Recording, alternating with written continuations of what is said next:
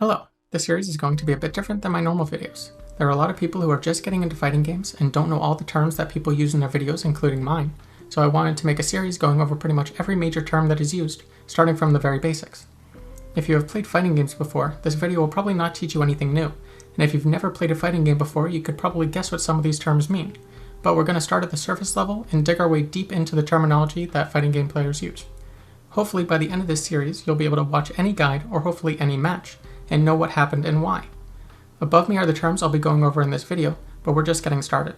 If there are any terms you have heard and aren't clear on the definition, feel free to post it below and I'll add it into one of the future videos. But for now, let's get started. As you'd expect, health is the amount of damage a character can take before getting knocked out. Once they are knocked out, they are no longer playable for that round, with a couple of exceptions.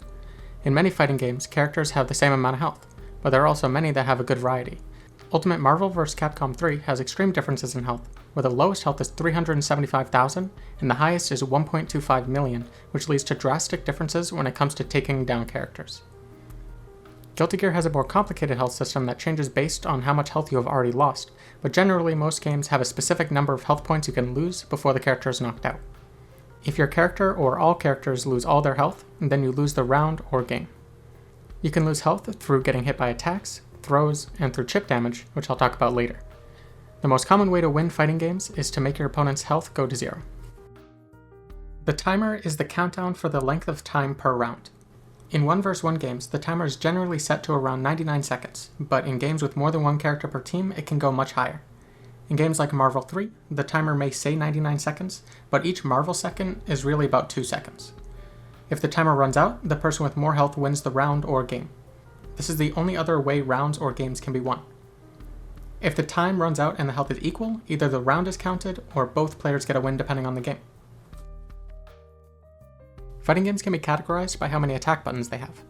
For 4-button fighters, it's typically a light, medium, heavy, and special attack, with the light, medium, and heavy attacks becoming more damaging and slower as you move up. Some 4-button fighting games are Dragon Ball FighterZ, Marvel vs. Capcom 3, Granblue Fantasy Versus, and Modern Control Street Fighter 6. Games like Tekken and Mortal Kombat also are 4-button fighters, but they have left and right punch and kick instead of light, medium, or heavy. Guilty Gear is technically a 5-button fighter with punch, kick, slash, heavy slash, and dust. You can see there are a few other buttons, but they can be done by pressing combinations of the original 5, or are not attacks, so they are generally not counted. In 6-button fighters, it's typically light, medium, and heavy, but for both punches and kicks. This is for classic controls of Street Fighter and Skullgirls. 1v1 games are where each player chooses one character to play as. A team or versus game is where each player chooses 2 or more characters to play. Generally, it's either 2 or 3 characters for a team game, and the other characters can be used to help the others, with the exception of King of Fighters. Skullgirls is an exception where you can choose between 1 and 3 characters with different pros and cons. The more characters means less damage and less health, but the pro of having another teammate that could help in a way that only one partner wouldn't be able to. And if they choose 1 vs 1 in Skullgirls, it requires 2 rounds to win, where any other combination acts as a single game with no rounds. Rounds in games are pretty self-explanatory, but this is a measurement of winning either by depleting the opponent's health or by having more health when the time is up. Many games will require 2 or 3 rounds won in order to win a game. If there are no rounds, then a win just means that you met one of these 2 conditions that I said. Typically 1v1 games need multiple rounds to win, where team games do not. Combo is shorthand for combination.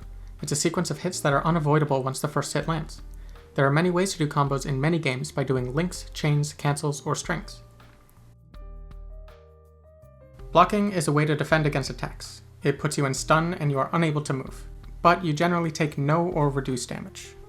Some games have buttons to block, such as Mortal Kombat and Granblue, but in most games you block by holding away or down and away.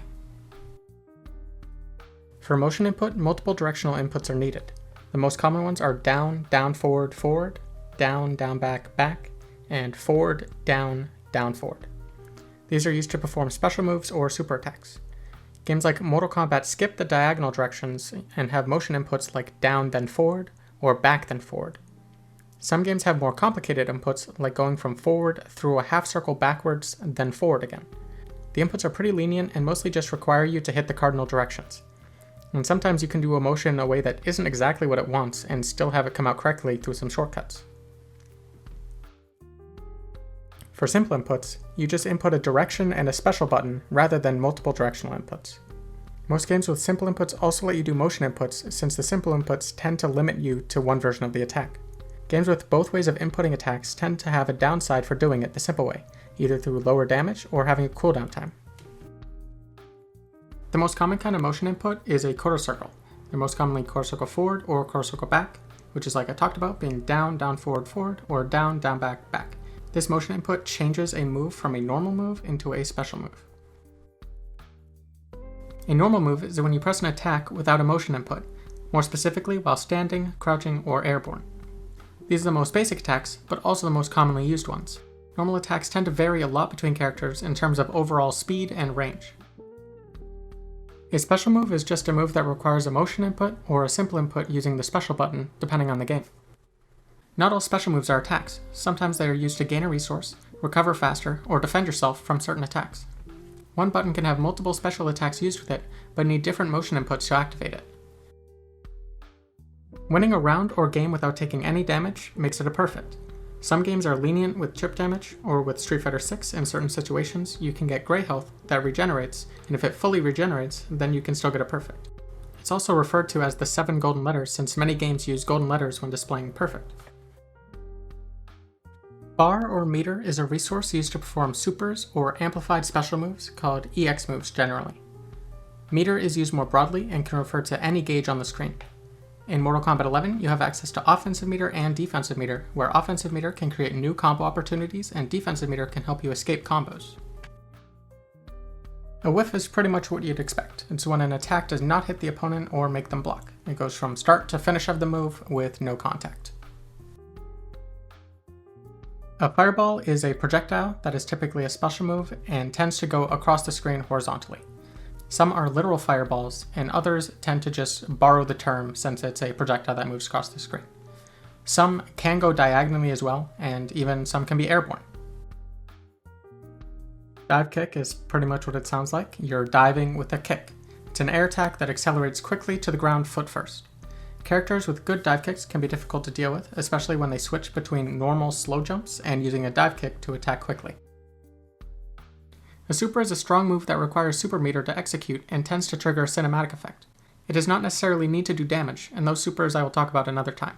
But supers need anywhere between 1 and 7 bars of super meter to execute depending on the game. Supers can be invincible, but it depends on the game and even the character.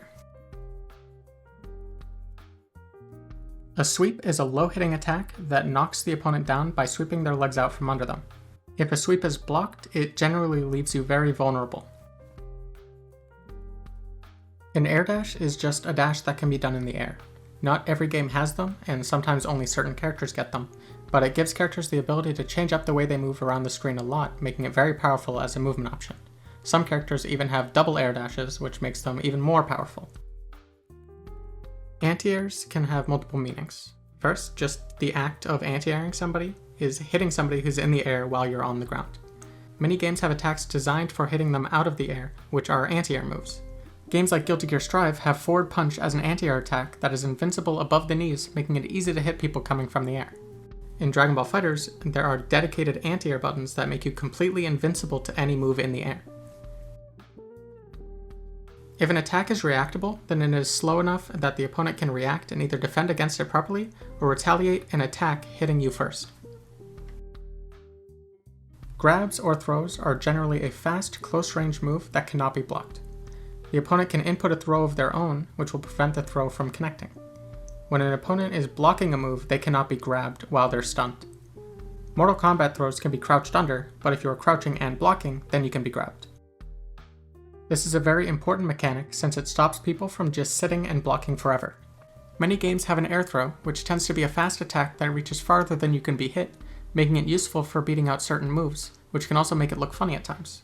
It is also common to have a forward and back throw letting you choose where you want your opponent to go. Reward is the return a player gets for a specific action. Generally, it refers to combo potential, or how strong of a situation it puts a player in. Low reward attacks tend to have low risk, and as you'd expect, moves with low risk and high reward are generally hated by the community. Random is a term that describes an opponent who seems to be acting without a plan. This is used especially when an opponent changes their defensive options often. Calling somebody random is generally an insult since they seem to be playing without skill, but that isn't always the case. But sometimes it really is the case. A player is at advantage if they can act before their opponent can. This changes based on if moves are hit, blocked, or miss. Learning about advantage is probably the most important first step for trying to improve. Chip is damage taken while blocking attacks. Special moves and supers commonly do chip damage. However, some characters have normal attacks that do chip damage. Some games can let you lose rounds or games to chip damage, while others always keep you at least 1 health point. Reversal has multiple meanings. First, it means attacking on the first possible frame, normally after blocking or after getting up from being knocked down. The other way it can be used is to refer to invincible attacks. If a character has a reversal super, that means their super has invincibility. Some games have characters with invincible reversals that require meter, while some games don't. A launcher is an attack that launches the opponent into the air, and is mostly used for combo extensions. Each time you launch a character in a combo, it tends to launch them lower, or it may not launch them at all. Drop means to mess up a combo or setup, so if somebody dropped their combo, then something went wrong and at least one hit did not connect where it was supposed to. Sometimes a combo will drop just because a character is too small or too big, or even if their body just gets hit in a weird way. If you're new to fighting games, hopefully you learned something new. If you're still unclear about something I talked about in this video, comment below and I'll do my best to help. Thank you for watching.